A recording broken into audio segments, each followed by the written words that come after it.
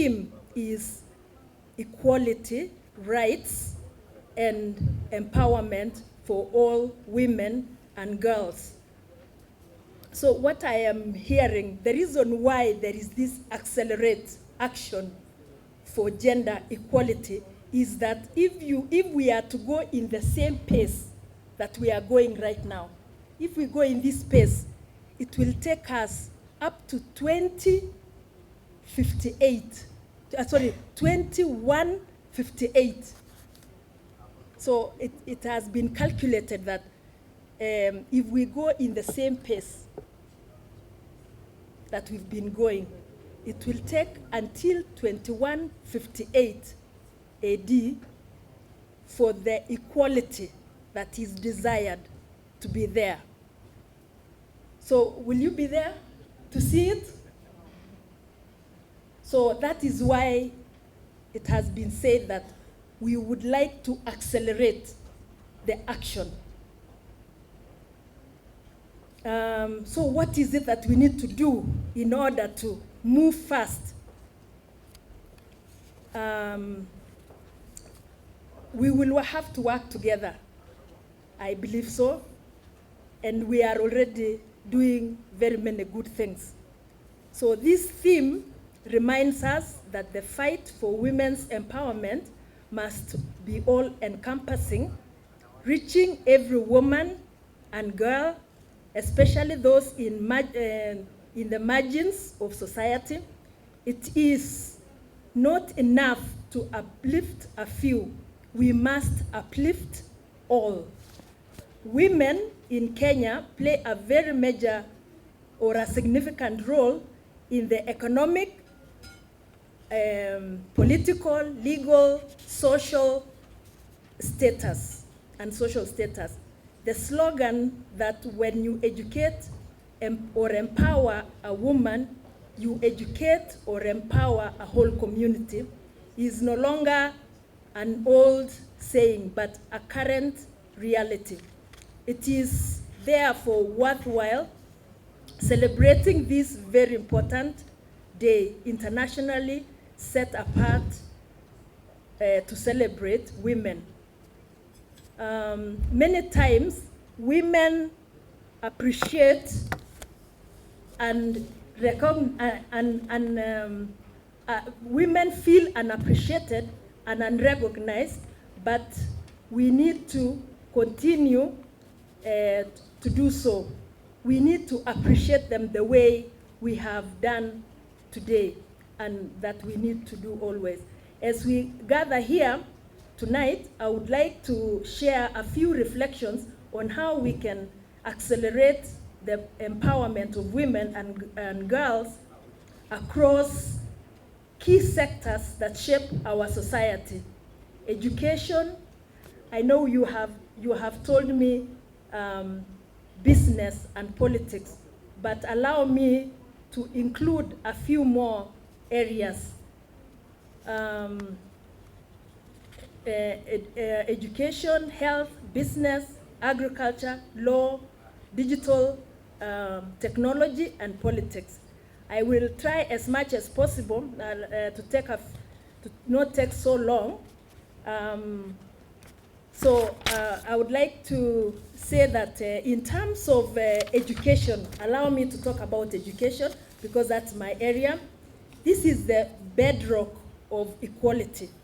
The contribution of women to education in Kenya has been both profound and transformative, shaping the education landscape in many ways.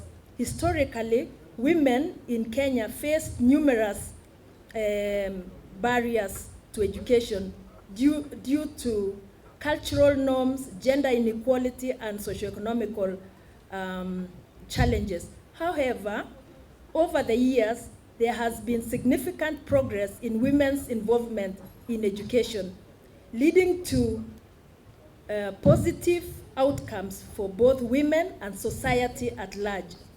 Kenya has made strides in improving access to education for girls, especially with the introduction of free primary education.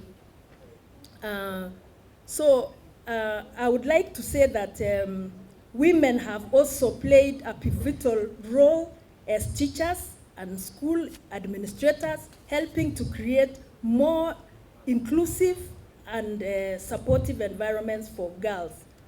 The influence of women in leadership roles within the education sector cannot be underestimated. I am standing here as the Deputy Vice Chancellor in a university, which is a true testament that women have not been left out in education leadership positions. Like in my university, at the top, the Vice Chancellor is a male, and the two Deputy Vice Chancellors are female. So I'm in academic, and my academic research and student affairs. And my colleague is in finance, planning, and development. And she's doing a very good job. So it's not always that men have to be in the finance. Still, if you do a lot of, analysis, you will still find that women are not in some of these, we are not as many in the leadership positions. But since for the last 10 years, since the new constitution, things have actually changed. There are a number of vice chancellors who are female. And of course, I'm very elated to know that in Nakuru County, we are doing very well in the leadership. The governor, the senator, women rep, and the numbers that you have mentioned, we are doing well. But let's not stop there. Let's continue. So congratulations, I think I can say that, to Nakuru for doing that. As an educator, I'm deeply passionate about the transformative power of education in the lives of women and girls. Education is not just about acquiring knowledge, it is about unlocking potential, fostering independence, and breaking cycles of poverty. We have made significant strides in increasing girls' enrollment in schools, but many barriers still persist, particularly for girls from low-income families and rural communities. I think you already know that Kenya, 70% of the population lives in the rural areas. So if we are talking about low income and poverty being in the rural areas, then you know that a high percentage of girls are still underprivileged.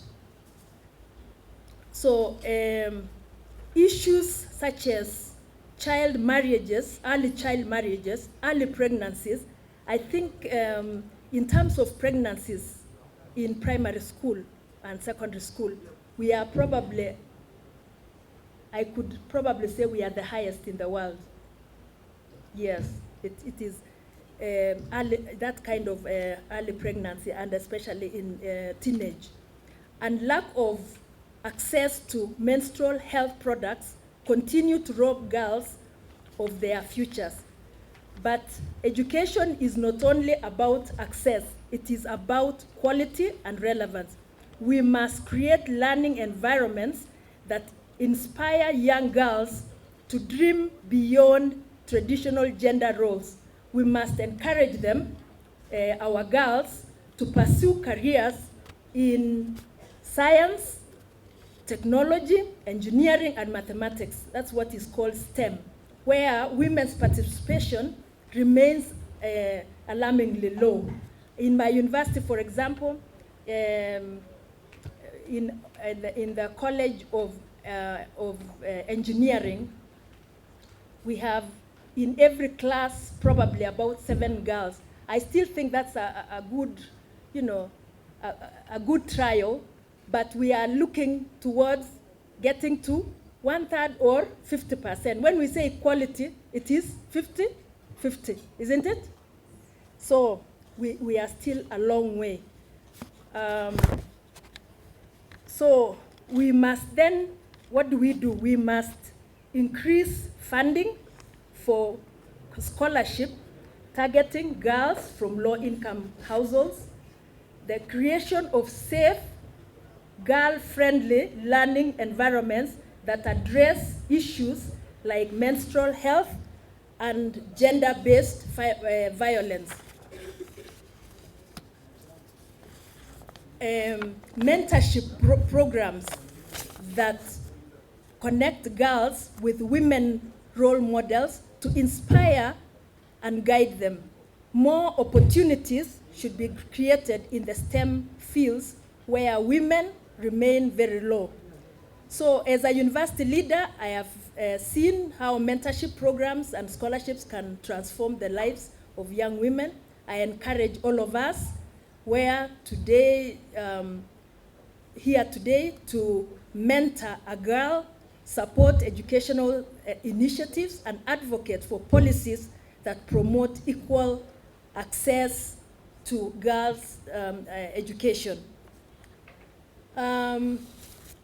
In terms of business, women in business, I would like to say that the contribution of women in businesses in Kenya, which translates to economic development and growth of our GDP, cannot be overemphasized.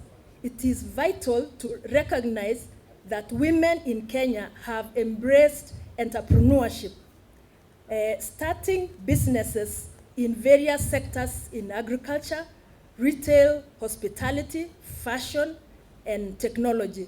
Most women, especially in rural areas, run small businesses such as food stalls, retail shops, and agricultural enterprises. There are various programs aimed at empowering women entrepreneurs in Kenya, such as the government-backed initiatives and partnerships with NGOs and international organizations. For example, I think the Deputy Governor mentioned about the Kenya Women Finance Trust, which has now moved on to be a bank. And I know a number of banks, actually, if we approach them, they've got opportunities for women. So we have to, so we need to have ourselves into and learn about these opportunities. Okay, so despite the great contributions made by women in businesses, they still operate under the myriad of challenges. Among those challenges include access to financing. This is a key barrier faced by women entrepreneurs in Kenya. Women often lack collateral, and traditional financing institutions may be biased against them, especially when they want to access formal financing. However, microfinance institutions and mobile money services like M-Pesa have provided new opportunities. So I don't want to say very much, but I would like to say that in terms of businesses, then I would like to say women economically by giving them enabling environments where women-owned businesses can thrive. So this means access to affordable credit, offering tailored financial literacy programs, and linking women entrepreneurs to markets and value chains, promoting digital literacy to help women access online markets and financial services, and also offering some business development opportunities. So we must also shift our perception of women entrepreneurs, seeing them not just as small-scale traders, but as critical drivers of economic growth in this country.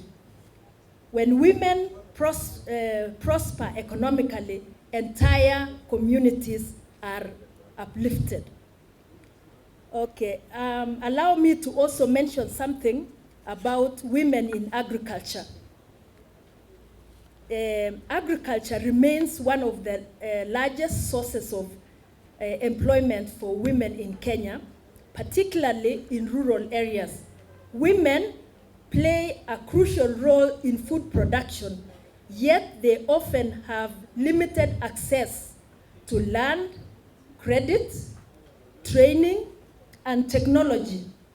Despite making up nearly half of the agricultural workforce, women own only a fraction of agricultural land and receive less than 10% of available credit for farming. This disparity not only affects women's incomes, but also impacts food security and economic development. To empower then women in agriculture, we must ensure that women have equal access to land ownership and inheritance rights. Expand women's access to agricultural financing and training programs. Introduce climate-smart technologies that reduce the burden of manual labor on women farmers. Strengthen women's cooperatives and networks to help access markets and negotiate better prices. This is because women are not just farmers, they are custodians of food security, and their empowerment is critical to the well-being of our communities and our country's GDP. In terms of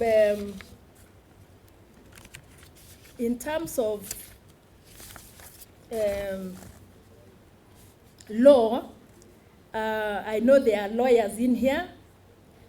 The law is one of the most powerful tools for promoting gender equality. Yet, for too many women, the promise of legal protection remains out of reach. Legal frameworks on paper can only go far if they are not backed by robust implementation and accessible justice systems. Over the years, Kenya has made commendable strides in passing laws to protect women's rights, from the Sexual Offences Act to the Protection Against Domestic Violence Act and the 2/3 gender rule enshrined in our Constitution. However, the gap between law and practice still remain wide.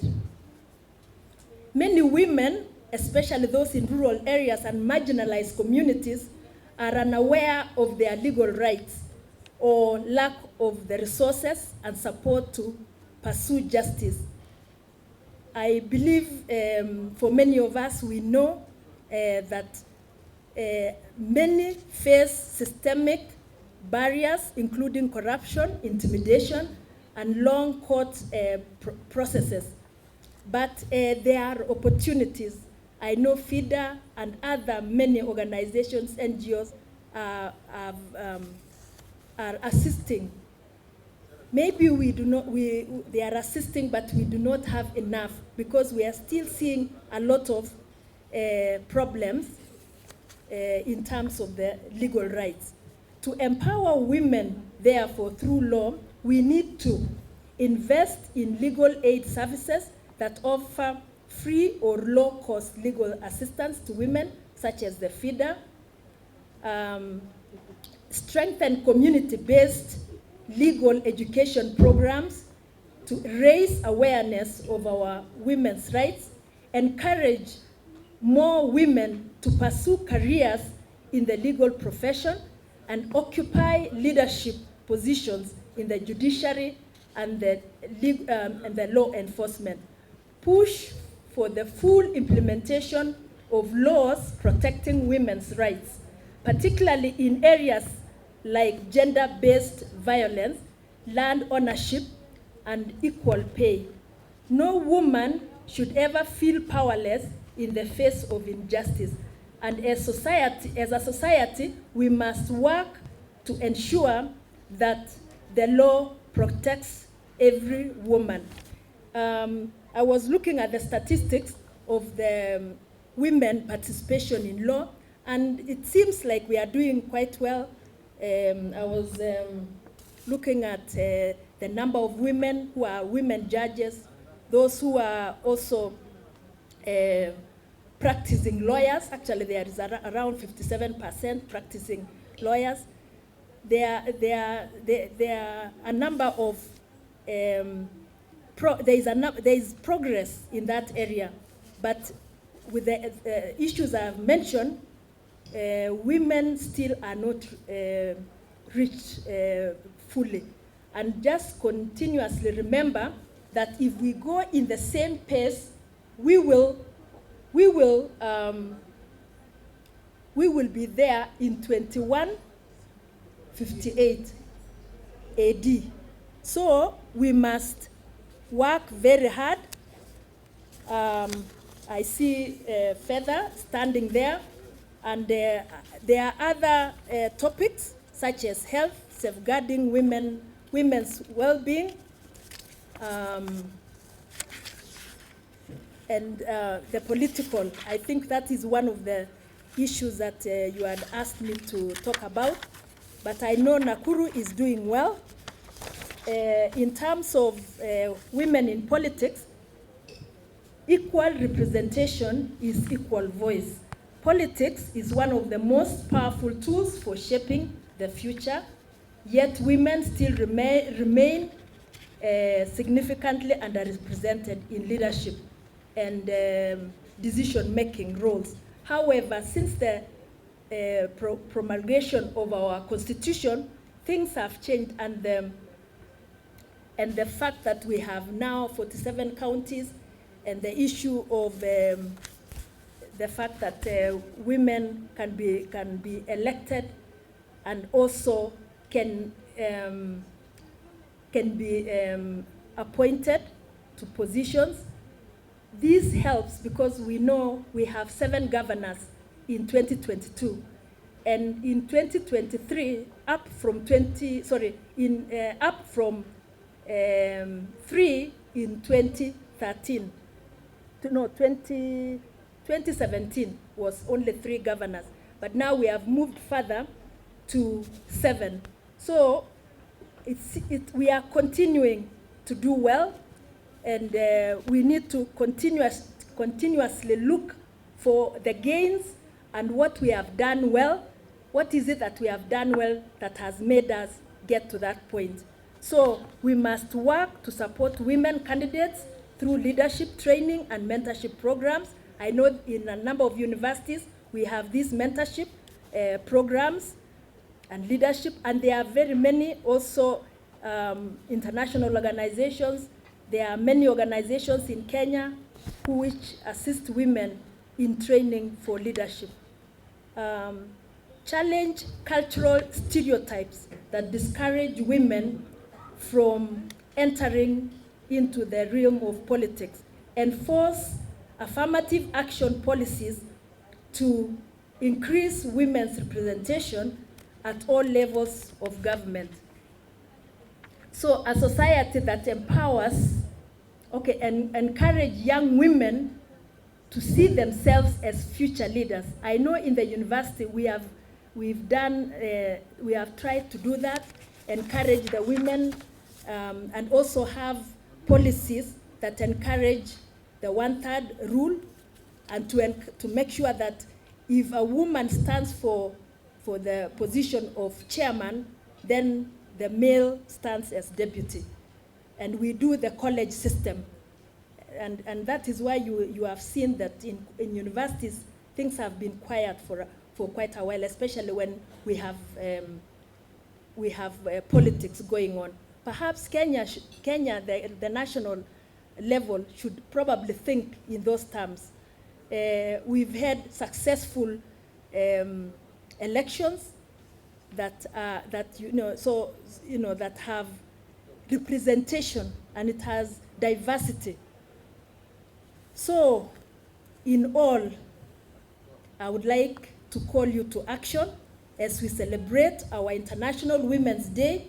Let's all ask ourselves, what role can I play in building a more equal world?